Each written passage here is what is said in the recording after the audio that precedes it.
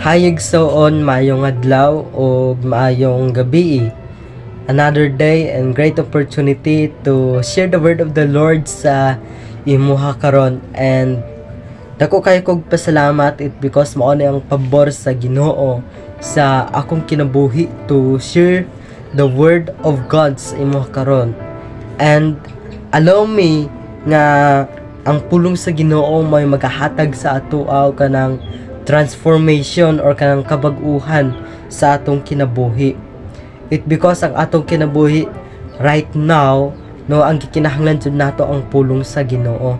Gikinahanglan jud nato ang iyang pulong to encourage us, to remind us, and also to warn us. No, mao na ang kanang purpose sa pulong sa Ginoo. That's why, brothers and sisters, if your life kanang nakay ka nang gipangita nga butang nga wala nimo masabtan sa imong kinabuhi, no, mao na ang gikinahanglan jud nimo, mao ang kanang pagtuon or ang pagbasa sa pulong sa Ginoo. It because ang pulong sa Ginoo naa na diri tanan and very detailed jud kayo ang iyahang pulong, and mao na ang kanang pinaka-importante sa atong kinabuhi, ang pagtuon sa pulong sa Ginoo. And ang akong i-share sa imo karon nga pulong sa Ginoo makita sa 1 Corinthians chapter 10 verse 12. Ana ang pulong sa Ginoo ang naghuna-huna nga siya lig-on magbantay nga dili mapukan. Mao na ang giingon or ginasulat ni Apostol Paul. Ang passages niini from verse 1 na nagahisgot about sa pasidaan sa paglikay sa mga Diyos.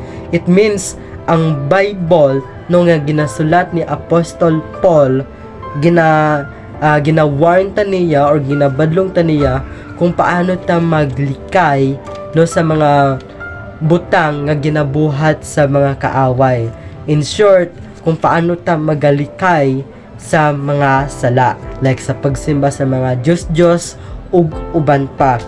But ang akong ginashare sa imo karon makita sa verse 12, no, mao ni ang iyang giingon, ang naghuna-una nga siya lig-on magbantay nga dili mapukan. Very understandable kayo ang pulong sa Ginoo, most especially ang kini nga verses, no, about sa mga Christians sa atong situations karon. We know nga daghan kayong mga Christians right now, grabe kayo kadasig, grabe kayo kalig-on sa pag-alagad sa Ginoo, but sa tunga-tunga, no, sa ilang pag-alagad sa Ginoo, nag-surrender sila and wala na sila gasimba. Unsa kaya ang nahitabo ato sa ilaha, no? Mao na ang kanang giingon sa pulong sa Ginoo, if we serve the Lord, kinahanglan jud nato nga magbantay sa atong kaaway. Kung atong kinabuhi feeling nato lig-on na jud kayo ang atong pag-alagad sa Ginoo, kinahanglan jud nato magbantay. It because na ay tendency nga mawala ta sa pag-alagad sa Ginoo. For example, no, ang akong kinabuhi grabe kayo ko dedicated sa pag-alagad sa Ginoo. Grabe kayo ko mag-serve sa Ginoo. Tibuok nako nga kinabuhi nagaalagad ko sa Ginoo. But sa usang kabutang, no, nga na-discourage ko and mao to makapadala sa ako no, ngadto sa kalaglagan and wala na ko gasimba. No, mao nang example nga pwede nato matun-an.